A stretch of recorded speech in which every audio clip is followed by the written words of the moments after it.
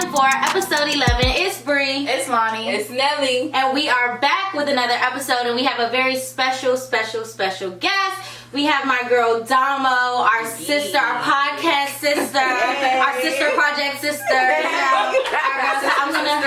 Sister friend sister. So we're gonna let Damo introduce herself and tell you who she is. Hi everyone, I'm Dominique. I am the host of the Your Friendly Black Coworker podcast. You can find us on Instagram at YFBC Podcast. And I just talk about the Black person's experience in corporate America, so check it out. Yes. Because it's a lot to unpack there. Yes. So just with that, we're going to talk a little bit today about just like our journey into finding our careers, or if we're even in our careers, or like what is even a career like. So yeah, that's what we're talking about today. So why don't we just like go around? You all don't have to share like who you work for specifically, but just share the realm you're in, what you kind of do on a day to day. Okay. I guess I can start. I am a communications associate. So I work a lot with clients. So I'm technically kind of a contractor, but not really a contractor. I do a lot of like campaigns, strategies, outreach efforts, partnerships, and things like that. A little bit of research and analysis and data evaluation. So I kind of feel like I kind of dabble in a lot, but it's still within the communications industry. Are we going down the line? I didn't know. I asked the question. Usually we jump around a little bit. So you already know. So I work at Howard. So I don't. That's public information. And I am in corporate communications. So working with a lot of corporate companies and just communication, social media, marketing, all that, everything that is that realm, I do pretty much. I am also a communication specialist. I mean, this is what we went to school for. Yeah. I work at the Council of Governments, so I work with a lot of local jurisdictions, a lot of elected officials, and just coordination around regional transportation, planning, community health, safety, all that. So I work at a digital marketing agency, and I do paid Facebook ads and Instagram ads. So when you scroll in, you see the little shop now. That's me. Yeah. Nice. So that's interesting. So all of us are pretty much in the communications field. Is that everyone went to school for communications, marketing, etc.?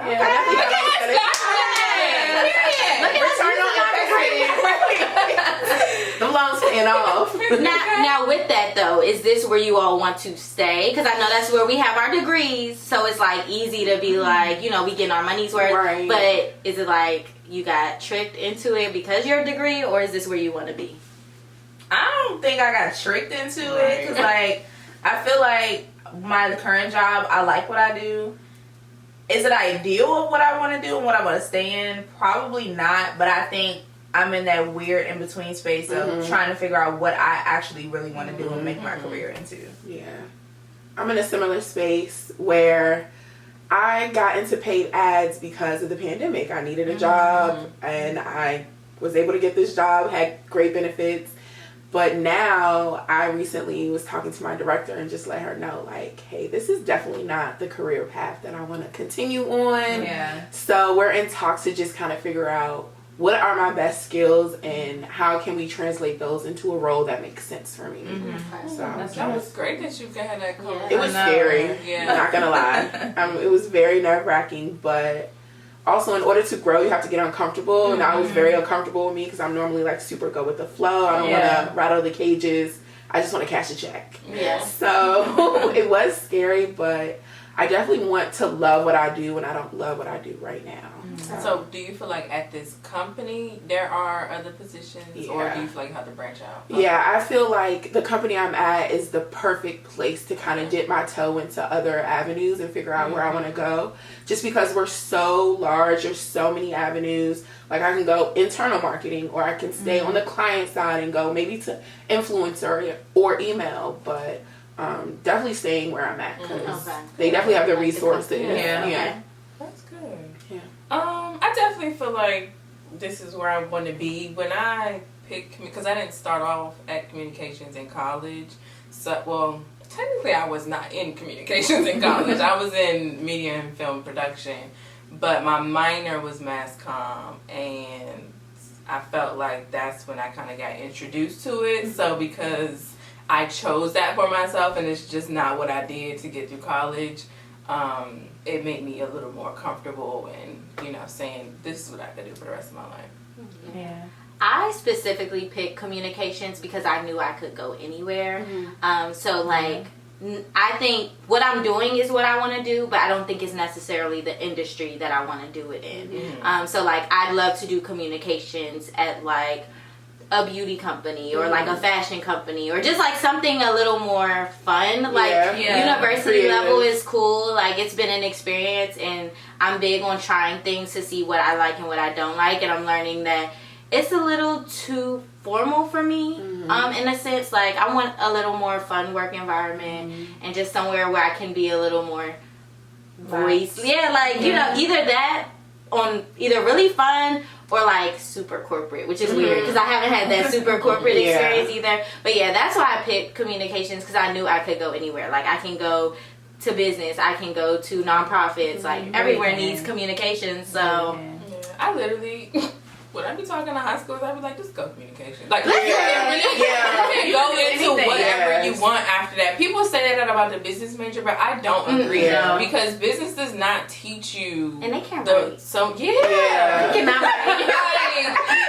Learn how to write. Yeah. So, yeah, do communications and then go into whatever you want to do. Yeah, and then like different industries like within communications like give you different salaries. So like you can go into the tech industry and be a communication specialist or a technical writer and be getting paid boo.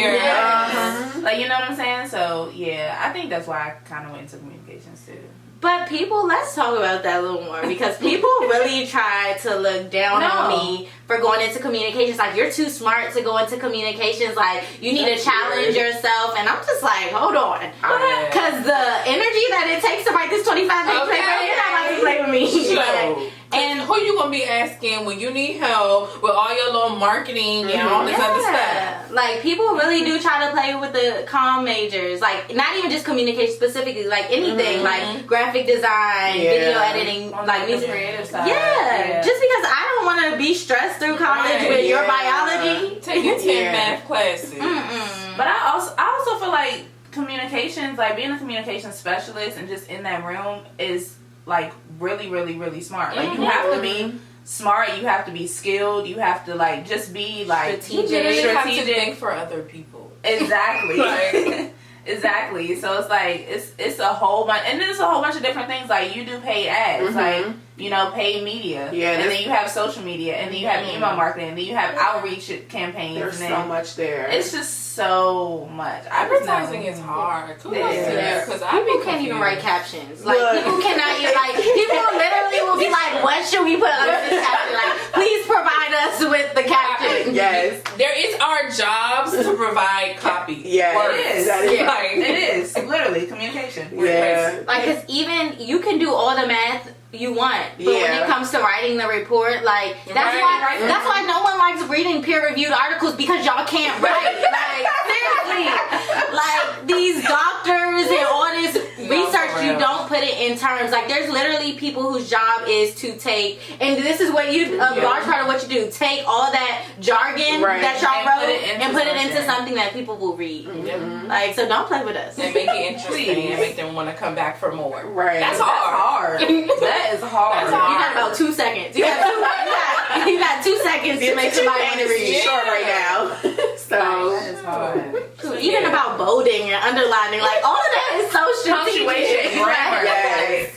It's real life, like, it's the rules we have to follow in writing. Like, we don't just be writing and writing. Yeah. Like, there are styles, there are... And I'm just I be getting frustrated every day at work. I be trying to remember, we use Oxford commas, and I be like, listen, I didn't grow up doing this. Yeah, see, one thing about it, though, I'm not using that APC guide. Like, that, Ever. I don't think I want to go into, like, that type type of writing. Yeah. It's like, mm-mm. Now, I will say the good thing about my job is we have like a editorial team specific Oh, yeah. to like copy editing and stuff. So I just be writing up stuff and be like, look, let's have a call, just fix it. It's a Just fix one-stop it. shop. There's only 3 of us in that See, job. that's how it is with paid ads. If you build an ad, you got to come up with the copy, tell them what page to link it to, everything. And there are some brands that are so particular about even the emojis you use. They're like, that's not a part of the brand guidelines. We're like, Absolutely. Tone is so important. It's so important. In building that brand guideline. Some brands don't have no brand guideline. They use 17 different fonts. That pisses me off. 12 colors. Like, We asked the logos. I'm like, where did this logo come from? You just pulled that out of your butt? Like, yeah. We asked the client one time, they were like, can you send us your font so we can create some ads for y'all? They ignored the email because they didn't know what it was. no, but that's real. No, That is real. That is. If you need us to help you, just let us know. But don't ignore us though. Like, if you need that extra service, we're here. Right, exactly. Yeah. It's time to get that commission on my next check. That service expansion. So, yes. Communications is a lot, y'all. Yeah. But I feel like communications gives you a really good foundation of one, just speaking to a variety of people.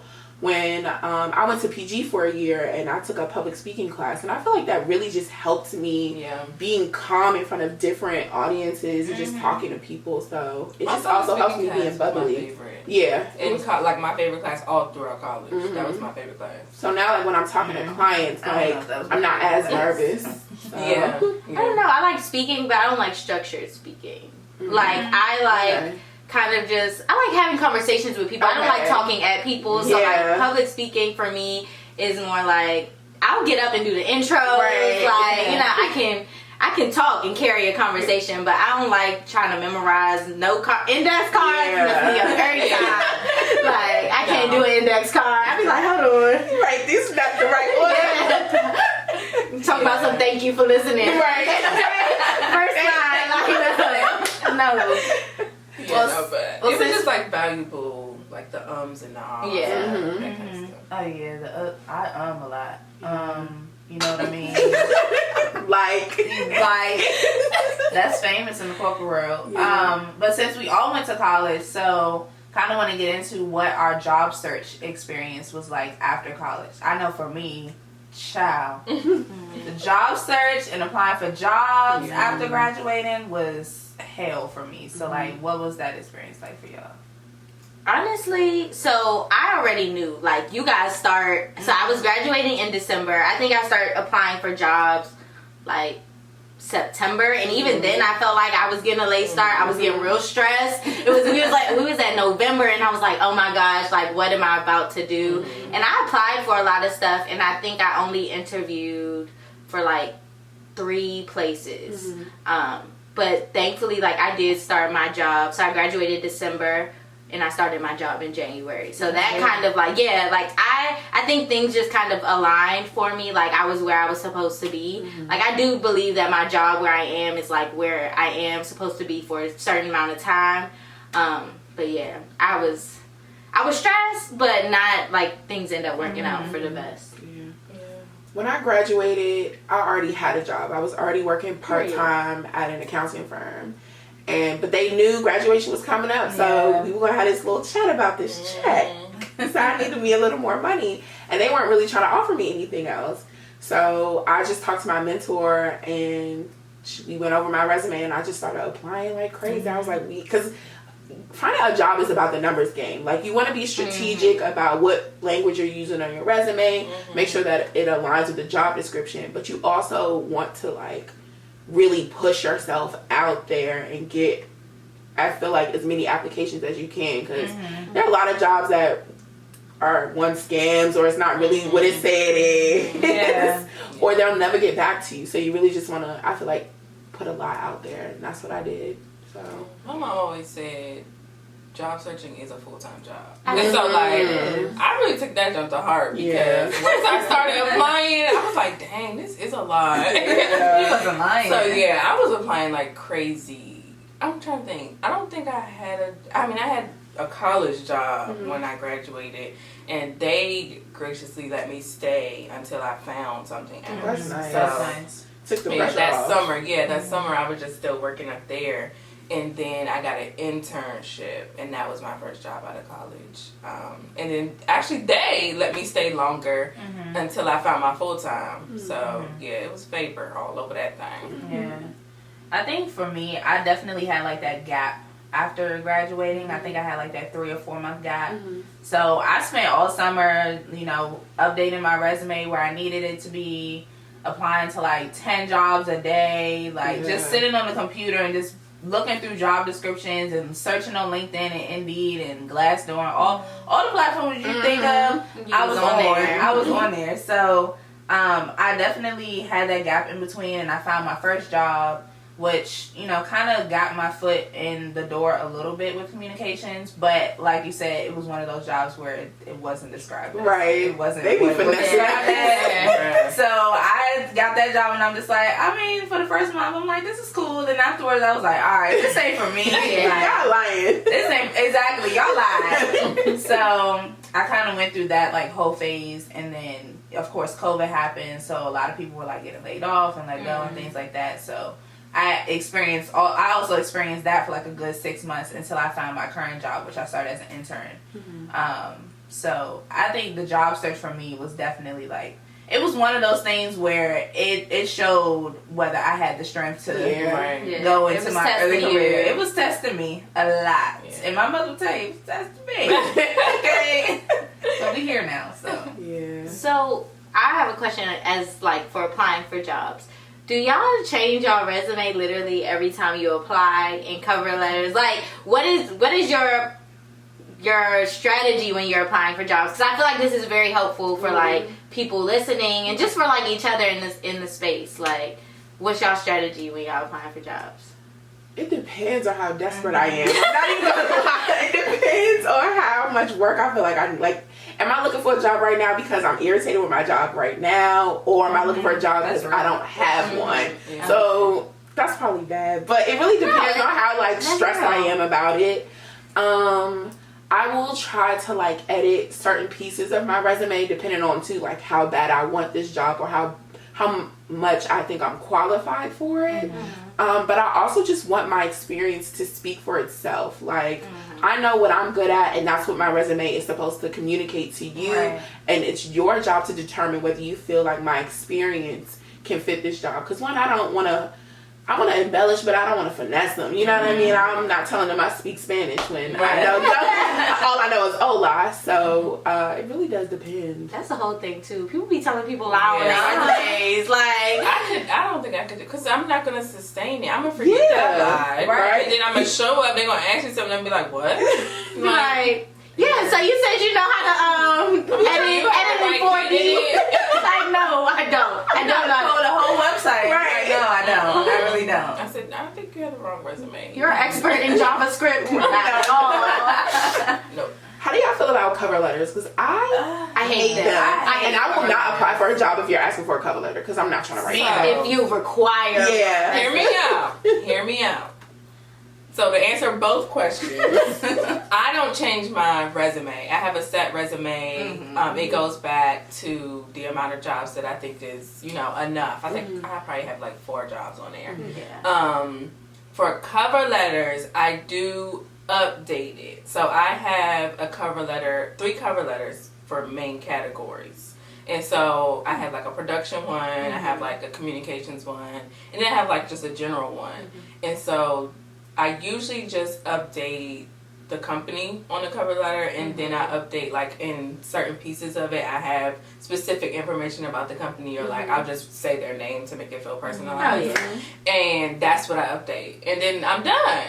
So like that's the trick to it all. Well, I do something similar to that, but if a cover letter is not required, it's not likely. I'm not. If I want the job, like if I want them to look at my resume and like make it into the next step, I'll submit a cover letter even if it's not required. So my thing is, I've been on the hiring side, and I have never read a cover letter. Like, I'm gonna be real. Like, I'll look at the resume before I look at the cover letter. Like, I'm not trying to read these paragraphs. I want to look at the resume, education, last experience, skills. Like, I'm trying to pinpoint. I'm not reading those 3 paragraphs. I'm not. So I just feel like, why are y'all asking for this when in like just interview me. Like I can tell you That's about me true. better than you can read about me. Yeah. So I be using the same resume. Unless it's like you said, like if it's something like you really like Google, like Google, I'm a finesse. Right. I'm gonna change out every detail I can. But no, if I'm on LinkedIn and I'm applying for stuff, I'm just my last uploaded resume. That easy apply. So a lot of times I just like Indeed, you have a resume on there, so I just send them that resume. Or like LinkedIn, like it's literally linked to my profile. Right. Like go look at my LinkedIn. Like see, now I do feel like I should post more on LinkedIn, like because it's become a whole social media. LinkedIn was not like this ever. No. Like this is it's its own social media. So I do feel like I need to do that, but. I recently have only been applying for like name brand stuff. Like I don't think I want to work for small companies. Like there's like I'll see like corporate communications manager for some random company in DC, and I'm just like I don't know that I'm interested in that. Like I want to work somewhere that I know is going to be around for a while. Like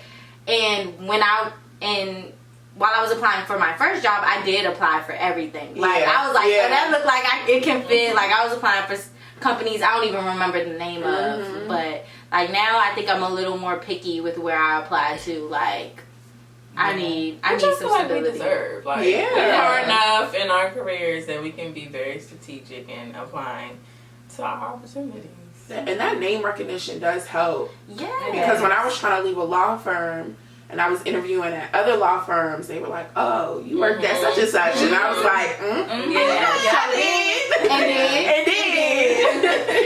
Yeah, no, you gotta. People want to know. Like, there's some internships that I had in like high school and college that I don't even put on my resume because I'm like, you're not gonna know what that is. Like, it's not gonna mean anything to you. Absolutely. And I found that people really be interested in like the personal stuff. Like, I think I've always had a podcast in my resume, but that's the one thing that everybody's like sticks on during my interviews. They're like, "Oh, you got your own podcast? That's so," and they want to know more about that. We spent half the interview talking about a podcast. Wow. Like literally, lately, all of my interviews have just been like mostly about that's that. memorable. That they'll remember you. So I know for my current job, that's one of the reasons they hired me. Yeah. They knew they eventually wanted to start their own. The current job I have now, when I was interviewing, after like the actual interview, they also had like a culture like interview where I like talk with some of the team just to see basically if I fit. And I told this story about how I lost my hamster in my mom's car, and that just stuck with everybody, and I think that also just helped me get the job because I was just so bubbly. It was a funny story. They were like, "We just remembered you, we loved your energy, that story was bomb." I'm like, okay. My little personality on there. So it definitely helps. Do y'all ever stop applying for jobs? Because I am always like, I'm always just like, if I see something, I just be shooting my shot. I don't think so. Like recently, I've just been applying for jobs just to apply, and then also like when you work at a company like for a certain amount of time and like you just want to like venture into something different, and also if you're looking for more money, especially if it's nothing within the company that you would go to. Yeah, I would just be shooting my shot, and then one day when I get a call, and I'm like, dang, I applied for that. And they do say it's easier to get a job when you already have one. Plus, you're also, I feel like negotiating easier because you're not as desperate. You're not just about to take the first offer because you just need a job. You're like, well, I don't even need this. So. And then you might take it back to where you were. Like, so this is what they offer me. I'm willing to stay. You got those offers. No, I feel that because I just did that with my current job. Like another job reached out to me, I negotiated with them because I was like, y'all want to give me all this work, but y'all don't want to pay me that much. And then I was like, all right, well, let me go back to my current job and see what they're gonna give me. So I was in that same predicament, but I do find like myself like being reached out to by recruiters a lot now. I do too. Are those scams? No, scams. Like that job that I negotiated for was through a recruiter. Okay. I've had several recruiters contact me, and I've gone just like to the next step where you do like the initial call, and they've all been legit. I'd be scared, especially when they DM me on LinkedIn, because sometimes LinkedIn, they just be DMing anyone, and I'm like, are you really looking at my qualifications, or are you just that really trying to get people to interview? Because I don't know. Yeah. Those recruiter relationships come in handy. Because there have been times where like I was looking for a job and then I stopped looking for a job, but I also just like kept in contact with the recruiter, and when she would find other positions, even though I wasn't looking, she would shoot them my way, and I'm like, okay, this. And I always wonder, like, because I know recruiters usually work for companies, but can they work for me? Because I look for a job for me. Yeah, I don't have to do this search if you can do it for me. That might be a new industry. That might, yeah. But then, how do you feel like? Are they just like on LinkedIn all day, just sending you jobs? Because I could do that myself. Like, you see what I'm saying? But I wouldn't have. But how they gonna get paid though? I don't know. You'd have to pay them. You would have to pay them. I would negotiate a signing bonus within But technically, like Dama just said, the lady was just sending her stuff. So like, basically, she was working for her. But probably she's getting something from the company. The company's getting something from the company. Yeah, I don't care about that end. I feel that though. Sending me job opportunities. Right. Just send me a little something, something when you have it. I did tell one recruiter recently, I was like, keep me in the loop on future opportunities.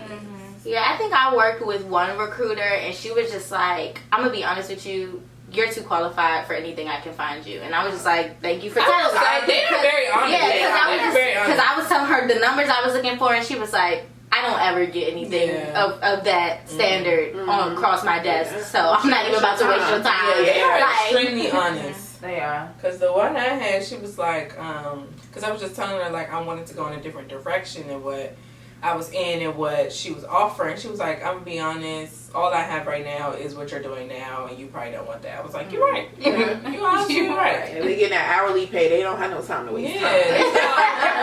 They sure don't.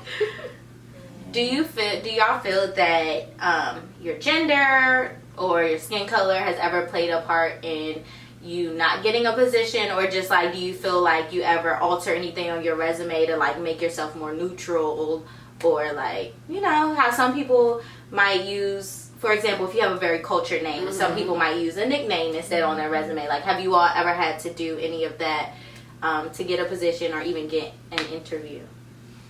I've never changed anything on my resume to maybe seem less black, because if that's why you're picking my resume, then I don't want to be here anyway. Right. So even if I had the the blackest name ever, I would want a company to hire me because of the skills I have and what I bring to the table. If you're already trying to count me out, then I'm not even going to try to finesse trying to get my way in the door and be like, oh, she's black. No, I don't care about that. So I want to go where I'm accepted and I can be myself, because a girl is tired of code switching. So I'm over that. Stop. I can't do no more. See, I feel that.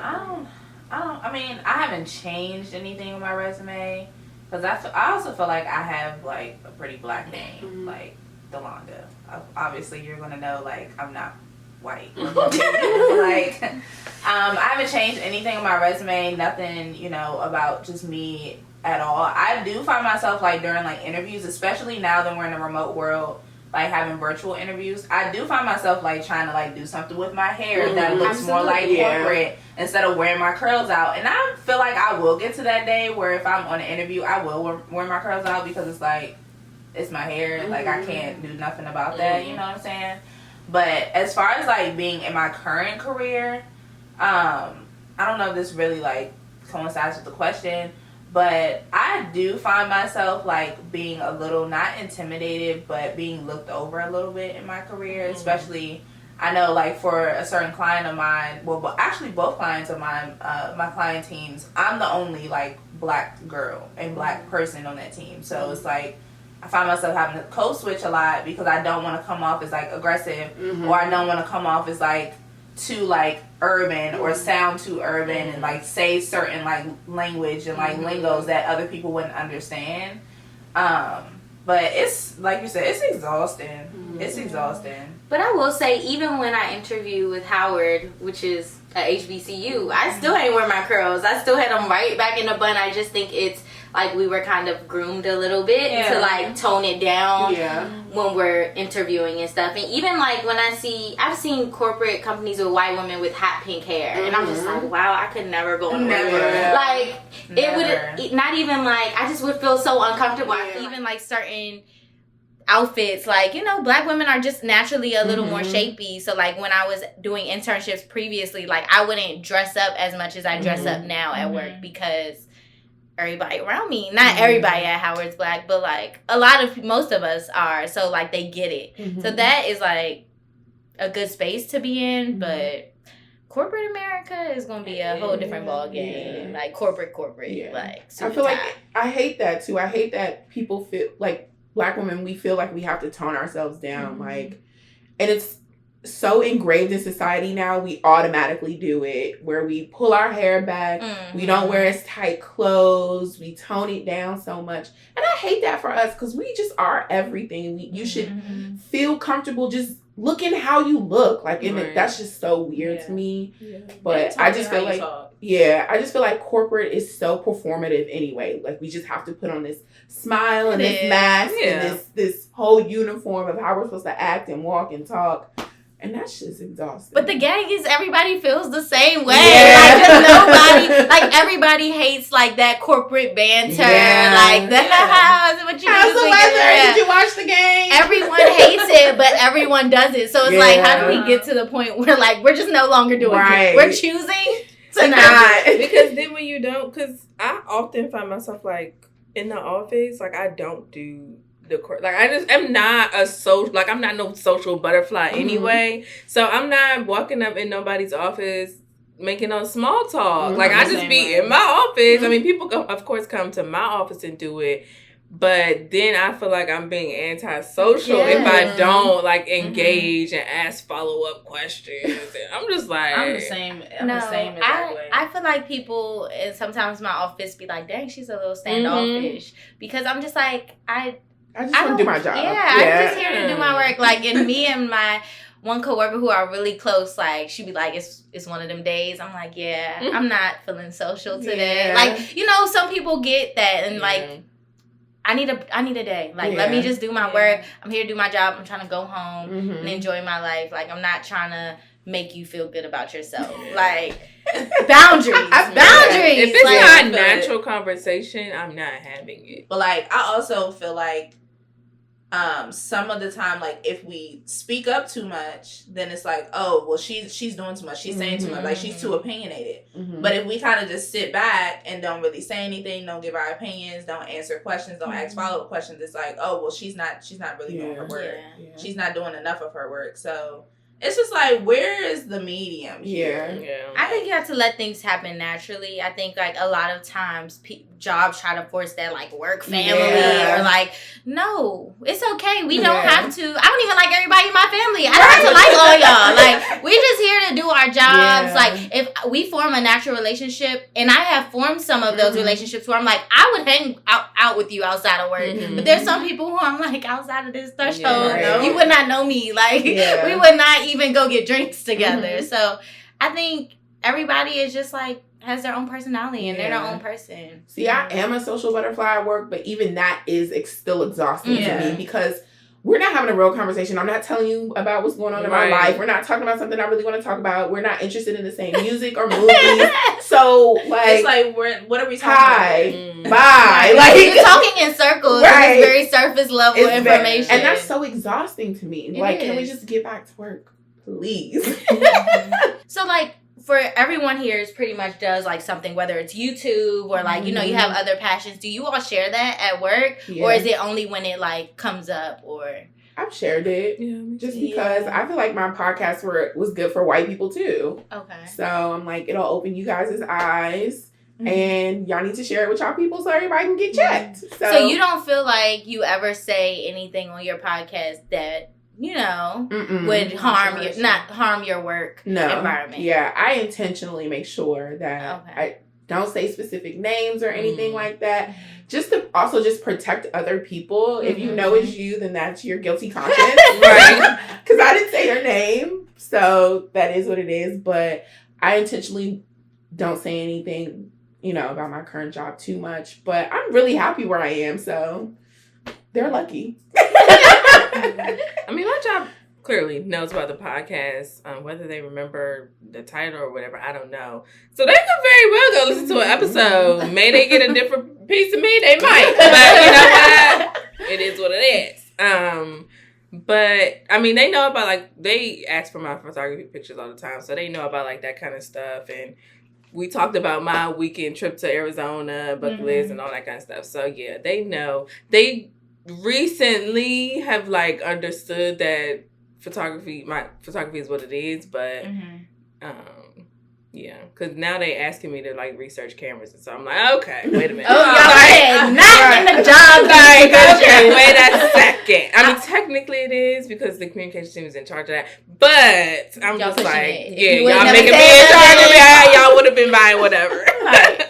If you wouldn't have said nothing, they wouldn't have knew. But it's okay because if I gotta use it, I ain't using no maps. So Period. But that's how I feel like part of the reason. So like, if it comes up, I'll share. But I'm just usually not like, and And I'm like, not walking in and be like, have you seen my photography? No. yeah, because even like with graphic design, like that is not part of my job description. Like if I'm being blunt, like it is nowhere in my job description saying that I'm supposed to be designing flyers and all this.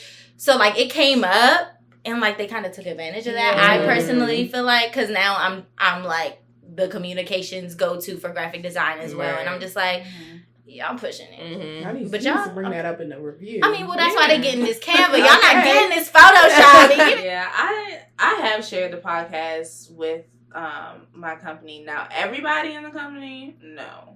And then, like, the same thing, like, I'm really into skincare, so, like, the same thing with, like, my skincare, I'll, like, plug in if somebody, like, message me and be like, hey, I need a good recommendation on, like, a cleanser or, like, a moisturizer. I'll give that to them. And, like, my company, when we do, like, meetings, like, team-wide meetings, we do, like, these questions of the day type of thing. So, like, I think one of the questions was, like, what is something that you've really gotten into during the pandemic? And I mentioned my passion for skincare, so... you know, I kind of gave them like a little list of like my recommended products and like, you know, just plugging myself in there a little bit. Yeah. But other than that, I feel like they don't really take advantage of that. But I'm not going to be like every day, like, by the way, I have a podcast. I have a podcast. Did you not have a podcast? Like, I'm not going to do that. Child, my company took it and ran with it. See, that's what I'm saying. They be trying to take advantage of you. But it's also in my job description. So Yeah, okay. Yeah. That's the only thing about being a one-stop shop communications. Everything is in your job description. Yeah. All they just gonna do, if it's not, they're gonna edit it and put it in there. No, they will but put it in you just other gotta make duties. sure you Right. In other duties, they be like, Or ad hoc projects.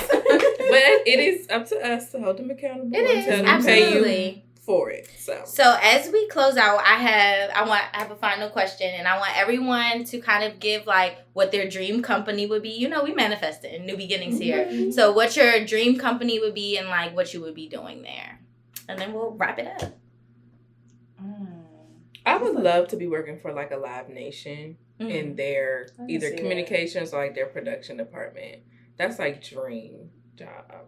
Live Nation. I could travel. I can be a part of all the productions and things. So yeah. I think I would actually love to do like culture and events for like a big company where like my job is to curate a culture for the company or the business. So I'll plan all the happy hours and retreats and I think that would be definitely my dream job anywhere. So any company that's Any in company. that realm. Okay. Yeah. I think I would love to go into the beauty industry. Either working for like an Ulta or like Sephora doing like communications or maybe like product marketing. Girl, they for them. hiring. I just applied for a job for Sephora last week. Oh, perfect. They hiring. No time. Right after this recording. Yep. No, it's a communications role. I told y'all I just be seeing stuff. I'm like, let me shoot my shot. Why not? Yeah, but no, I really see myself like working for like a big company like that, or even if it's more of like a beauty specific brand, maybe like Fenty Beauty or like things like that. Oh, I could see you at Fenty. I see that for you. Maybe like doing like some product marketing, a little bit of social media and I stuff. can see that product marketing.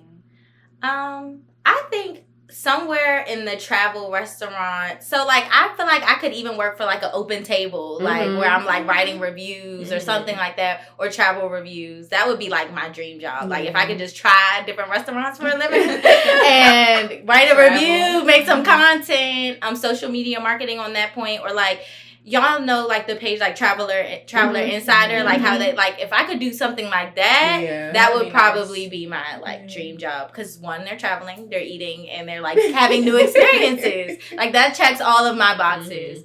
But outside of that, I really would like to work for Google just to see how it is. Like people speak so highly of their work environment.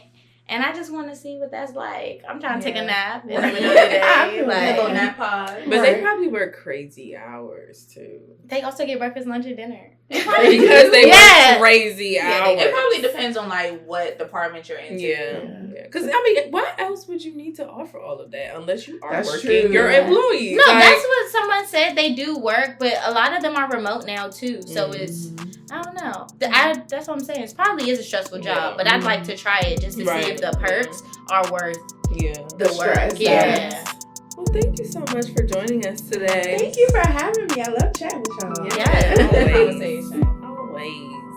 Well, y'all, another episode down. Another one in the books. Season 4, episode 11 is a wrap. Season 4. Bye. Bye.